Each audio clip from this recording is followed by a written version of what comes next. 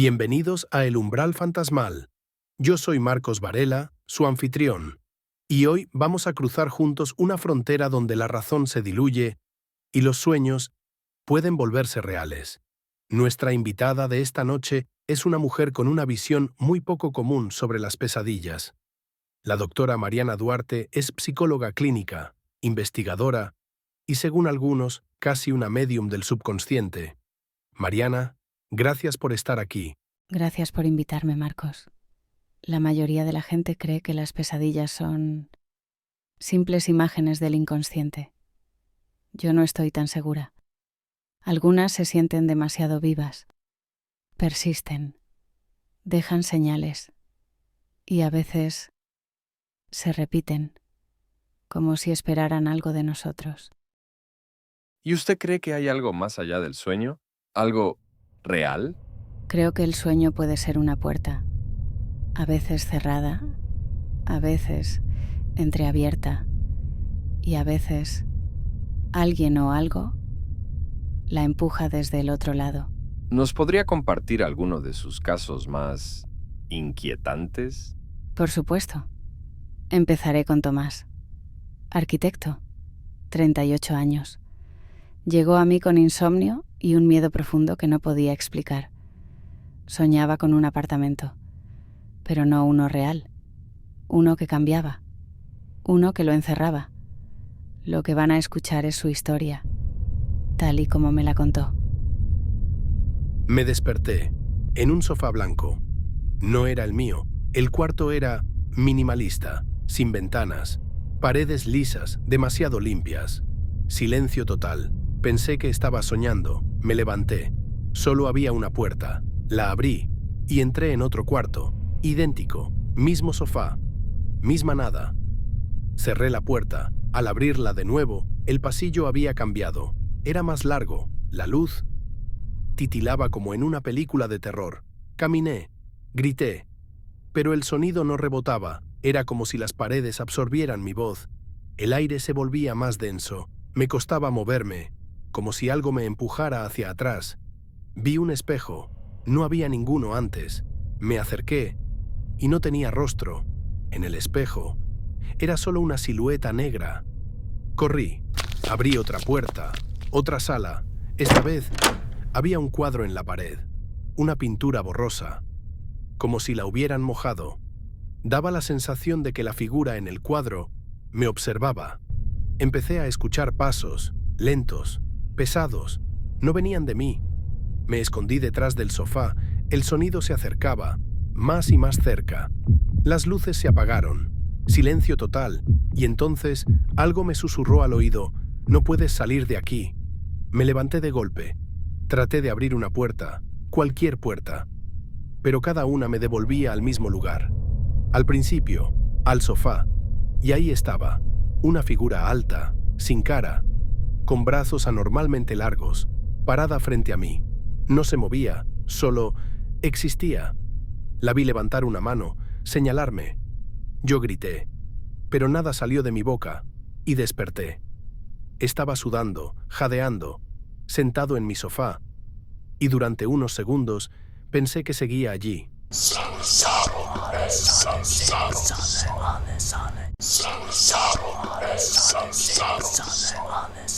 Tomás dejó de soñar esa noche, por unas semanas, pero no volvió a dormir en paz. Dice que cada vez que entra a una habitación desconocida, mira alrededor con miedo. Hace poco me escribió. Había alquilado un Airbnb en Lisboa. Me dijo que al entrar, el sofá era blanco, las paredes lisas, y por un momento pensó que no saldría de allí. A veces el subconsciente nos habla, a veces nos atrapa. Pero si lo de Tomás fue inquietante, lo que soñó Lucía es distinto. Lucía no vio un lugar. Lucía sintió su cuerpo pudrirse mientras dormía. Y lo peor, no podía despertar. Doctora, la historia de Tomás me dejó sin palabras. Esa idea de quedar atrapado en un lugar sin salida, pero ahora menciona que lo de Lucía fue aún peor. ¿En qué sentido? ¿Qué fue lo que vivió? Lucía tenía 26 años, estudiante de medicina, disciplinada, inteligente. Nunca tuvo antecedentes de trastornos graves del sueño, hasta que comenzaron las pesadillas. Pero lo de Lucía no fue un sueño con paisajes o espacios cerrados. Fue algo más íntimo, más corporal. Lucía no soñó con un lugar, soñó con su cuerpo.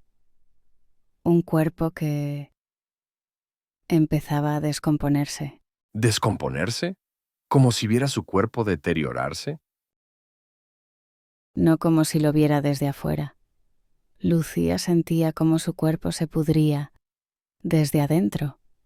Y lo peor es que, en sus propias palabras, ella estaba despierta.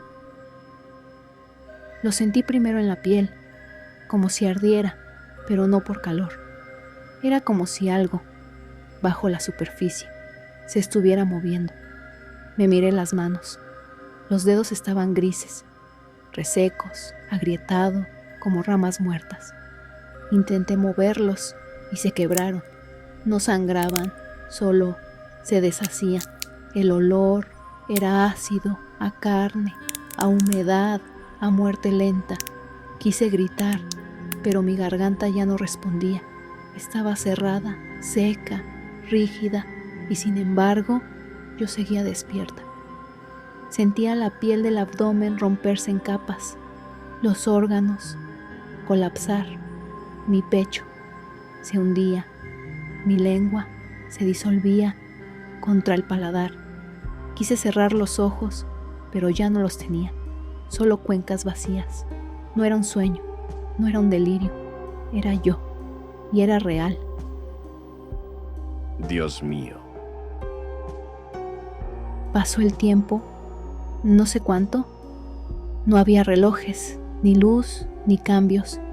Era como estar suspendida en la podredumbre, pero había algo más. Sentía una presencia observándome. No podía verla, pero estaba ahí. Y lo peor fue cuando me habló. Era mi propia voz, susurrándome algo al oído. Este es tu verdadero cuerpo. El otro nunca fue real. Quise desaparecer, pero seguía allí. Seguía atrapada. Y aún así, no despertaba. Lucía despertó empapada en sudor, sin voz, con las uñas rotas. Lloró durante horas, sin poder recordar del todo cómo había llegado a ese punto. Desde entonces, duerme con las luces encendidas y tiene miedo de cerrar los ojos por mucho tiempo. Dice que, cuando se queda quieta, siente que algo, debajo de su piel, se mueve. Esto es más que una pesadilla. Es como si su mente hubiera cruzado un umbral que no debía tocar. Doctora, ¿cree que estas experiencias son solo manifestaciones del inconsciente? ¿O hay algo más? No creo que todas las pesadillas sean sueños comunes. Algunas son señales, otras advertencias, y unas pocas son revelaciones que no estamos preparados para comprender. Vamos a hacer una pausa, pero en la próxima historia hablaremos de alguien que soñó con una estación de tren abandonada.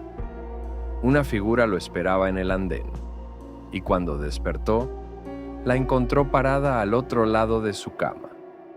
Elías no era un desconocido para nosotros. Trabajaba como encargado del archivo en el instituto donde conocí a la doctora Duarte. Reservado. Siempre amable, aunque algo apagado. Después de perder a su madre, algo en él cambió. Empezó a hablar menos, a comer menos, a quedarse despierto durante horas mirando por la ventana. Y fue entonces cuando comenzaron los sueños, o lo que él insistía en llamar visitas Fue uno de los nocturnas. primeros casos que me marcó profundamente. Elías me hablaba como si ya hubiera aceptado que algo más lo estaba esperando. No mostraba desesperación, sino resignación, como si supiera que nada podía cambiar lo que venía. Decía que cada noche llegaba a la misma estación, que no era una estación conocida, pero que se sentía inevitable. Decía que a veces, al despertar, sentía el suelo bajo sus pies temblar suavemente, como si un tren pasara por debajo de su cama. No era un sueño donde uno corre. No había persecución, ni gritos, ni violencia. Solo espera. Un espacio suspendido en el tiempo. Y al fondo, una figura. Siempre es igual. Estoy de pie sobre el andén. La estación está vacía, iluminada por luces sucias de neón. Las paredes están cubiertas de polvo.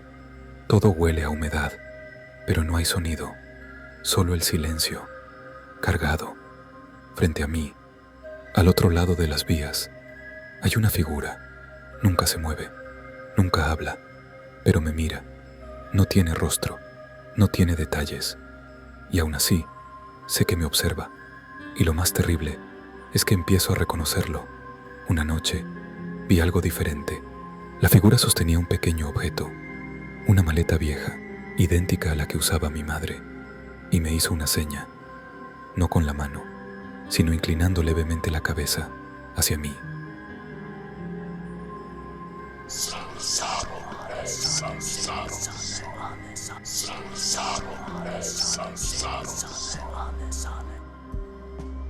Cada noche, cuando vuelvo a la estación, esa figura está más cerca y siento que comienza a copiarme.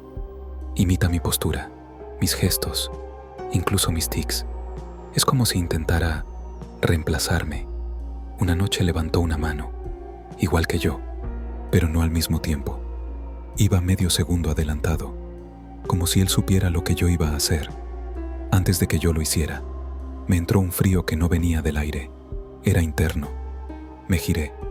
La estación tenía un pasillo que nunca había estado allí. Avancé, no con los pies, con algo más, con la conciencia.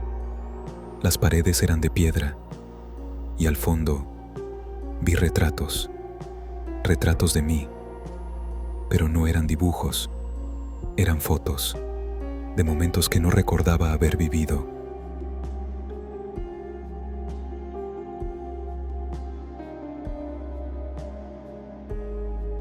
Cuando desperté esa noche, sentí que mi cuerpo no era el mío. Tenía los dedos entumecidos, la cara me ardía, la habitación olía a humedad y había tierra bajo mis uñas.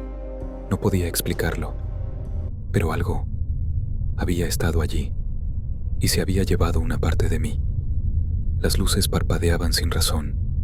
El reloj marcaba la hora exacta en que había visto a la figura inclinar la cabeza. 3:17 de la mañana. ¿Y volvió a soñar? Sí, pero no de inmediato. Pasaron 3 semanas. Él pensaba que había terminado, pero una noche volvió. Solo que esta vez no estaba en el andén. Estaba del otro lado, de pie, en el lugar donde solía estar la figura, y frente a él había alguien más. Otro Elías, inmóvil, observándolo. No sabía si yo era el original o el reemplazo. Quise hablar, pero no tenía voz. Y entonces me di cuenta. No estaba soñando, estaba atrapado. Desperté, respiraba con dificultad. El corazón me latía con fuerza. Intenté levantarme, pero no pude.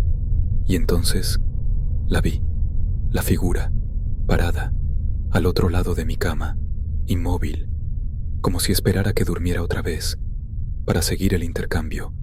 No se movió, no dijo nada, pero algo dentro de mí cambió, como si una parte se hubiera desprendido y ocupado otro lugar. Desde entonces, Elías empezó a olvidar cosas básicas, su dirección, su cumpleaños, el nombre de su madre, pero recordaba la estación y ese zumbido antes de quedarse dormido. Me dijo una vez algo que nunca olvidaré. El cuerpo puede mentir, pero la estación no. Algunas pesadillas no son mensajes, son procesos, transformaciones lentas que no sentimos hasta que ya no somos los mismos. Elías no dejó de soñar, solo se volvió parte del sueño y quizás, al otro lado del andén, esperaba su lugar en este lado del mundo.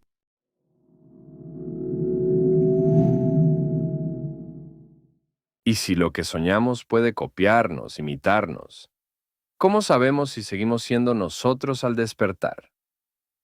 En la siguiente historia, una niña comenzó a hablar con su reflejo, hasta que el reflejo dejó de imitarla.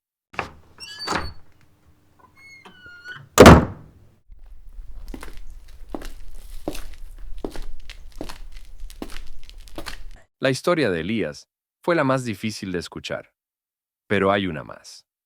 Una historia distinta, más inocente en apariencia, pero tal vez la más perturbadora de todas. Camila tenía solo 10 años cuando comenzó a hablar con su reflejo. No durante una pesadilla, no mientras dormía, sino despierta, en silencio, frente al espejo de su habitación. Un juego infantil que, poco a poco, dejó de parecer un juego. Camila era una niña tranquila, reservada, sensible. No tenía amigos imaginarios. No mostraba signos de delirio ni desequilibrio emocional.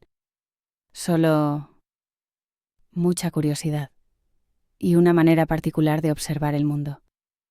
Su madre me dijo que algunas noches la encontraba de pie frente al espejo, hablándole. Cuando le preguntaba qué hacía, Camila respondía: «Estoy esperando que ella me responda». Le preguntó quién era ella y Camila solo sonrió, como si fuera una pregunta tonta. ¿Ella? Sí. Camila no decía «mi reflejo», decía «ella», y aseguraba que ella le sonreía primero, que sabía cosas que ella aún no había pensado, que podía escuchar sus pensamientos y corregirlos, y que un día cruzarían. Me dijo una vez: «Ella me entiende mejor que nadie». Al principio era un juego. Yo levantaba una mano y ella también, pero un día moví los dedos y ella no los movió igual, solo me miró y sonrió. Yo no me moví, pero ella sí. Me susurró algo desde dentro del espejo. No pude oírlo, pero sentí que lo entendía. Desde entonces me despertaba frente al espejo. No sabía cómo había llegado allí. A veces me dolía la cabeza, a veces me dolía el reflejo. Una vez me guiñó el ojo. Yo no lo había hecho.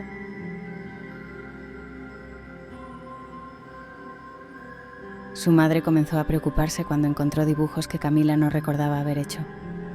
Rostros duplicados, cuerpos sin ojos, una niña frente al espejo y otra del otro lado, más alta, más gris.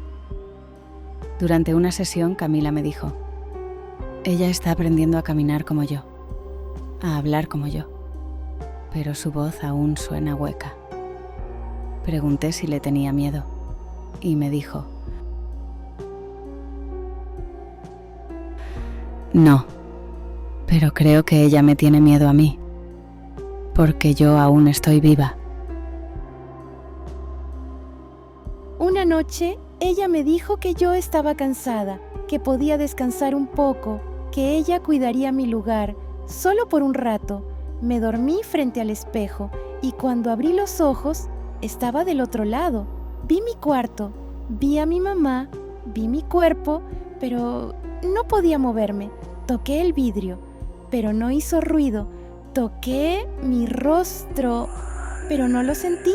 Ella me miró desde afuera y sonrió con mi sonrisa.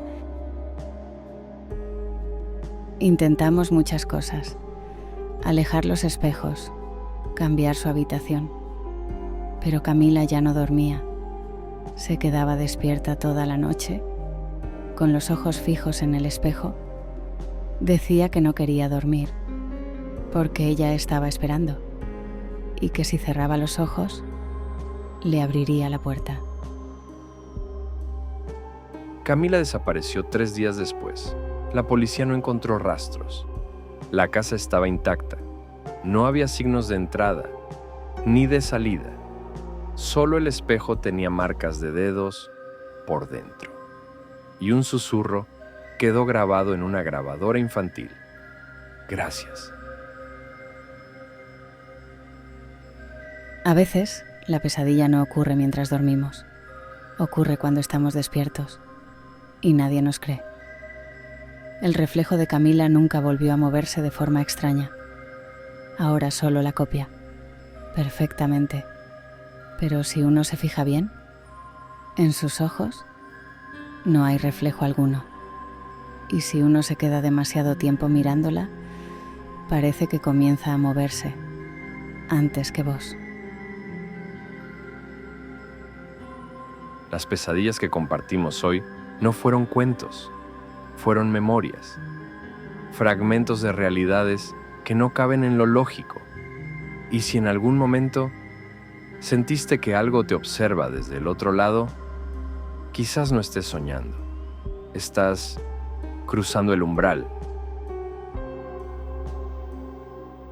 Hay algo que he aprendido con los años. Las peores pesadillas no son aquellas que nos despiertan empapados en sudor, sino las que nos susurran que lo imposible podría ser real.